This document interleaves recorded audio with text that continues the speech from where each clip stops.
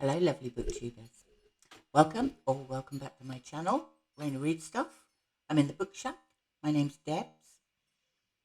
For this month only, my channel name is Raina Wants It Rough because it's GarbAugust. We're at the end of week 3, and so I'm going to tell you what I've been reading this week with my weekly wrap-up. This is overbalancing. It's going to be fun, isn't it? Right. This week, sex and or violence. So I went for both. No, that's not going to work. Why won't it stay in position? How very annoying. Anyway. Club Luxe by Olivia Noble.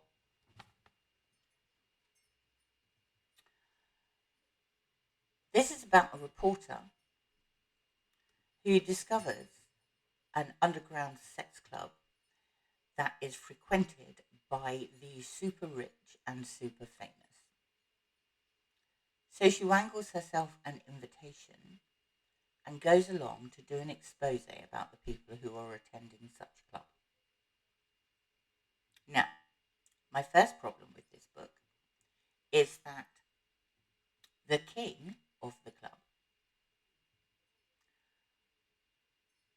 chooses her as the queen for the evening. So she starts off the evening performing various sex acts on stage in front of all these people. I don't think that's a very good basis for your journalism. I think you might have compromised yourself. Anyway, she ends up spending the night with this guy. And sort of falling for him. And then he decides that he needs her help. He needs her help to help track down his daughter, she's about 8 years old, I think, whose mother has disappeared off the face of the earth and taken her with him. Taken her with her, yes. And in order to persuade her, he gets all her bank accounts and her life shut down. And that's the end of the first book. Unfortunately, the trilogy was free on wherever I got this from. And so I decided I really ought to read the second two because I wanted to know what happens. So I read the second two, and she does a lot of research, and she finds out roughly where these people are. He takes her to go and search for them. He gives her her life back. They're sort of falling for each other, and then the plane falls out of the sky over a jungle. There's only one parachute. She parachutes off. He crashes in the plane. And it just gets more and more unbelievable from there. Unfortunately, at the end of 350 pages of the trilogy, it still hadn't finished. And I'm just not prepared to waste any more of my life on this. So I never will find out what happened. But anyway. Oh, I haven't done the violence bit yet. That crosses off the sex bit.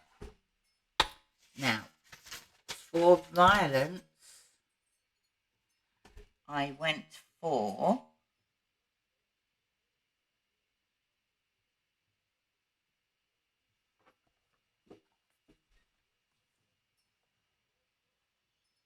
The House Without a Key by Earl and Garbology. This is the first of the Charlie Chan series. And I loved it. I thought it was great, other than the obvious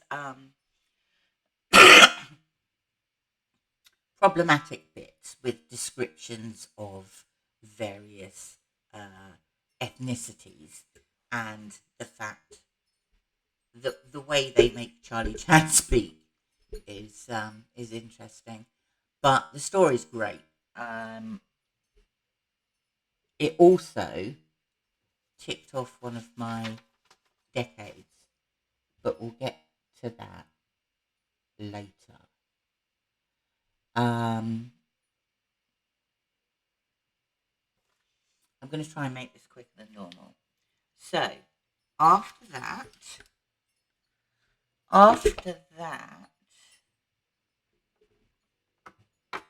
we went with another slightly problematic about ethnicities book,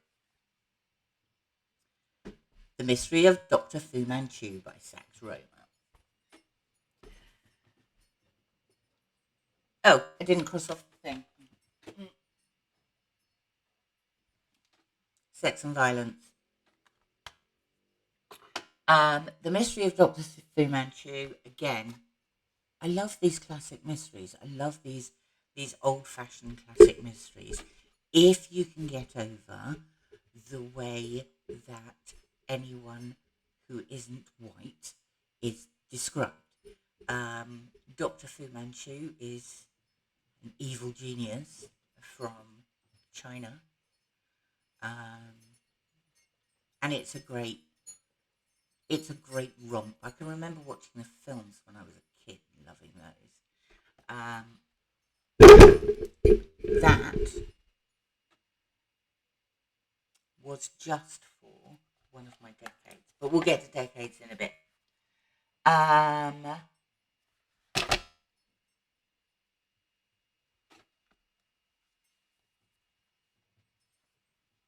The Case of the Howling Dog, Perry Mason, by Earl Stanley Gardner. I read my first Perry Mason book not that long ago, last month maybe. Absolutely loved it. And I loved this too. This was one, I think it was the fourth. It was quite an early one. But I read this because, other than the fact that I knew I was going to enjoy it, Earl Stanley Gardner was one of the original authors that was published as a giallo. So, for my first bingo square of the week, we cross off giallo. Now,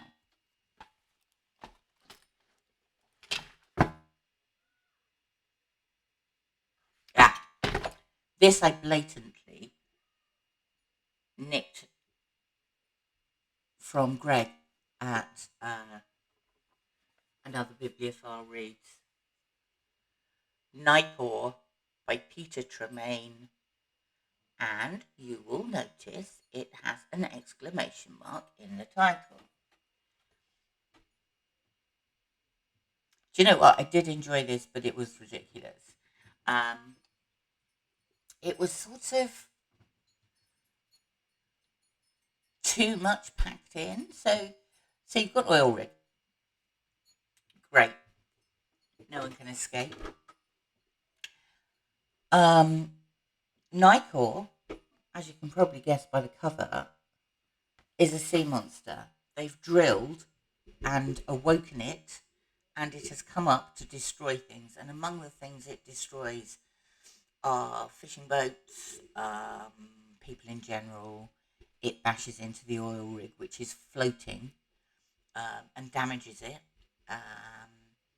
It goes for a submarine and a naval vessel, and you'd think that'd be enough, wouldn't you? You'd think that would be enough. But also, back on land, and we're in Venezuela, yes, a murder has taken place. A murder of an old lady. Her jewels have been stolen, and one of the guys who is on the oil rig lives opposite her. And another one of the guys who is on the oil rig was seen hanging around outside on the night of her murder. who has killed the old lady? You know, you've got a sea monster attacking everything in sight. What you now need is a homicidal maniac also on the oil rig. But I did enjoy it, even though it was ridiculous. And it was really ridiculous. But fun. So,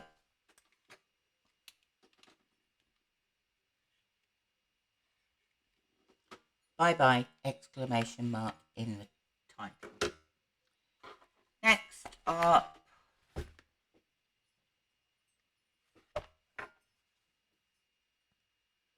I'd read quite a few books that had lots and lots of words. I've read quite a few, like 3, 4, 500-page books. So, for Ninja, I went with The Diary of a Ninja Kid because, let's face it, kids need trash too. Quite a cute story. There's an awful lot of farting in kids' books these days. There's an awful lot of farting in this. Kid moves school, makes friends with the janitor. In addition to having farting competitions, he trains him to be a ninja. That's about it. There's lots of them though, so if you think your children would be into something like that, plenty to keep them going. That's my ninja book. Nudity on the cover.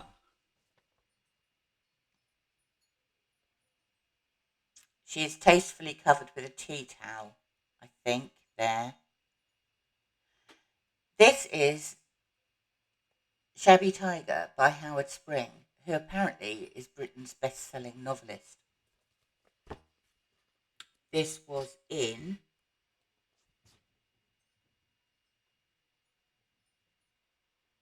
1934. Now, this is a scene in the book, but it's not a major scene in the book. You have a disparate group of people who all run into each other and end up being connected. You've got a bookie and his sidekick. You've got an artist here who, when we come across him, he's living in a tent. And we've got a woman who leaves her employment. Actually, she's fired from her employment for stealing. She runs across the artist in a tent in a field and decides pretty much on the spur of the moment that she's going to adopt him and travel with him. He has a very rich father. She knows the bookies because her father, who had recently died, was a trainer, a racehorse trainer. Everything's interconnected. Everything gets really complicated. There are children involved as well. She also has a child. I don't think it's ever specified who the father is. And the bookmaker's mate has a sister who also plays a key role.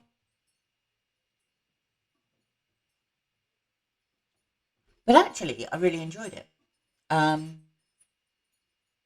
It was quite complicated. I was looking up some books that were made into miniseries because I'd never heard of Howard Spring before. And I was looking up some books that were made into miniseries, which is next week's prompt. And his book entitled My Son, was featured in that. I'm not going to read it, but I just thought it was interesting. So, there's a pen.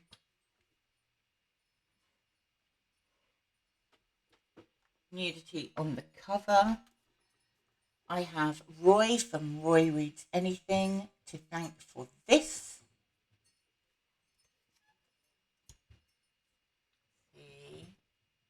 It's a nice step back cover. If you watch Roy's channel, you will see that he used this as his step back cover, then promptly put it in the post and sent it to me, for which I'm very grateful because I hadn't got one, other than the one I read last year. This 400 pages and very small text. But this is a family saga-y type thing with lots of mysteries and a bit of crime thrown in as well. And it's set on the island of Hawaii, mostly, with a family who has, for generation, it's not on Hawaii at all, it's on Jamaica.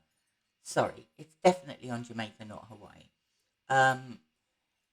Family who have had a plantation there for years and years and years, growing sugar. We have a brother and sister. The brother has 3 children, none of which really he's brought up. And his sister, Vivi, was responsible for bringing up his daughter and partially his son as well. And there's another son that he pretty much didn't have anything to do with. He's an actor, a sort of second string actor. He's not a leading man. There's a lot of problems between each of the family members. And on top of that, Aunt Vivi is beginning to go senile, and they're trying to make the plantation pay because sugar isn't paying anymore. I enjoyed it, actually, and I could see it being turned into a 70s or 80s miniseries, although as far as I'm aware, it wasn't. I think it would have made a good 80s miniseries. Step back cover.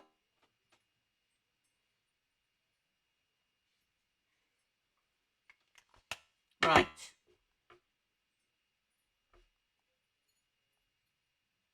Moral panic. I went for AI. The AI Singularity Experiments. The Second Patient. This is by Noah Tuya. And by merit of the fact that it's called The Second Patient, you can imagine that there is a first patient, but I haven't read that. However, the first patient does feature in this. And she's a young Russian girl. And this scientific organization had merged her with some AI that they had developed, which enabled her to do incredible things. They then deactivated the AI part, and she was living in Paris with her parents, her Russian parents. And then all their research and all their plans are stolen. And they need her help to try and get them back. They have ended up in the hands of a guy who is trying to cure his sister who has suffered a brain injury. There's a lot of discussion about how dangerous the plans could be if they fall into the wrong hands. And it was okay. I probably won't read the first, but it was okay. And it ticked off the moral panic box.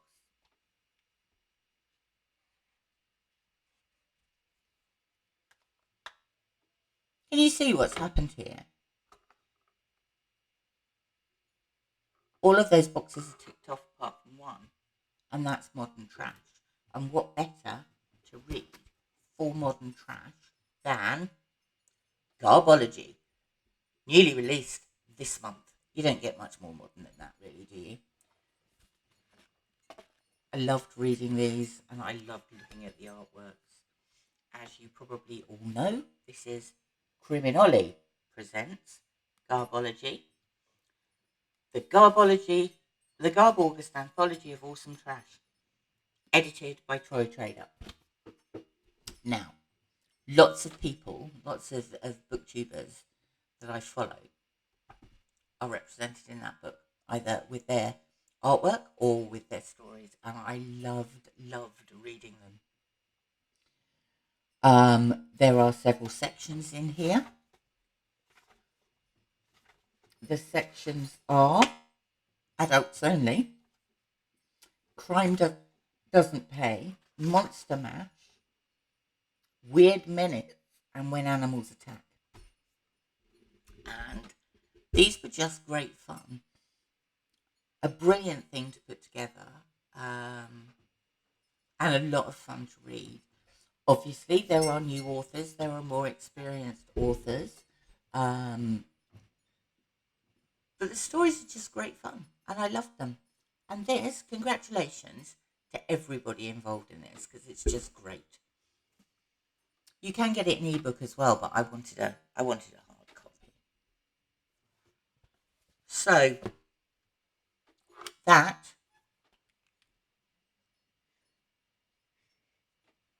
does this.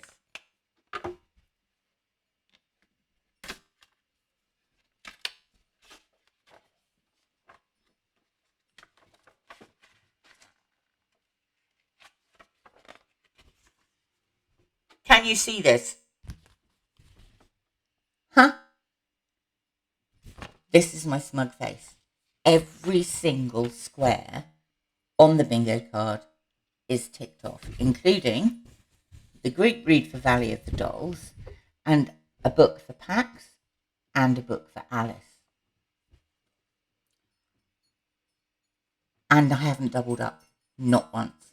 When I do my final GarbAugust roundup, I will go through all of these, because I'm really chuffed.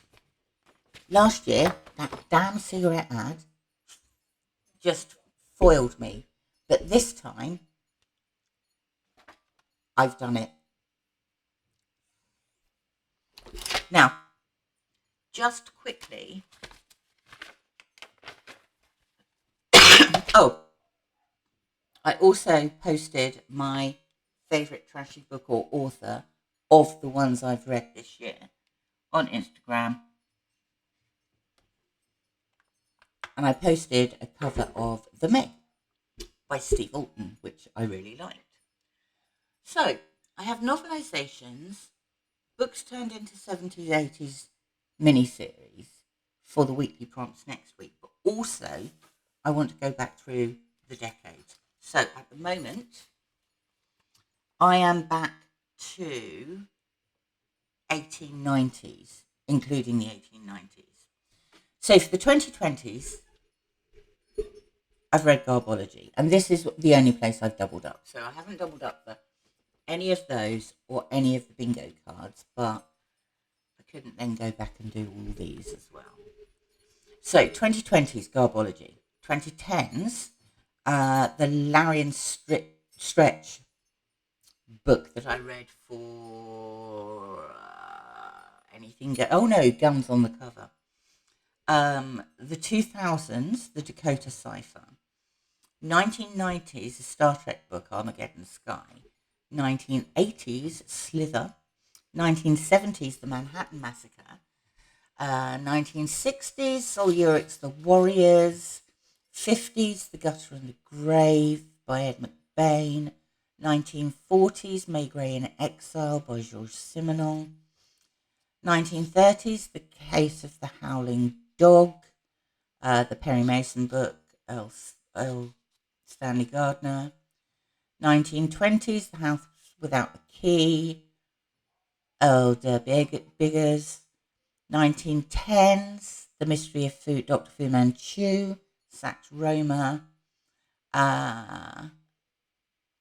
1900s.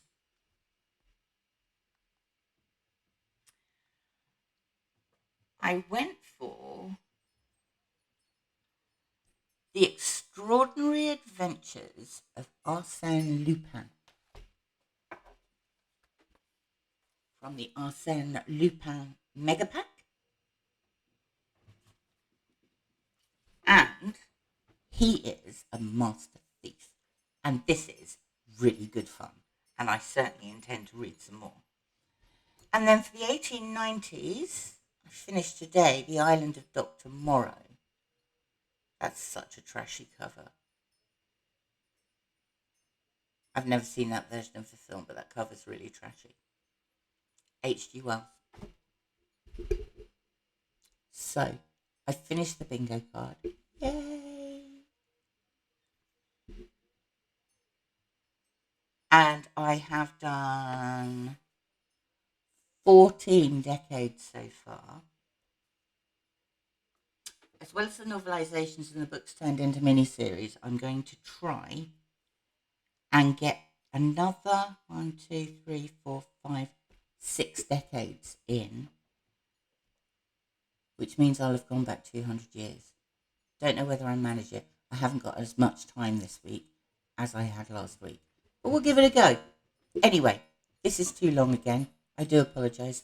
I'm not going to do a what else I read video tomorrow because I haven't read anything else other than a book for Historathon that's a buddy read, and I want to discuss that with the person I'm buddy reading it with first.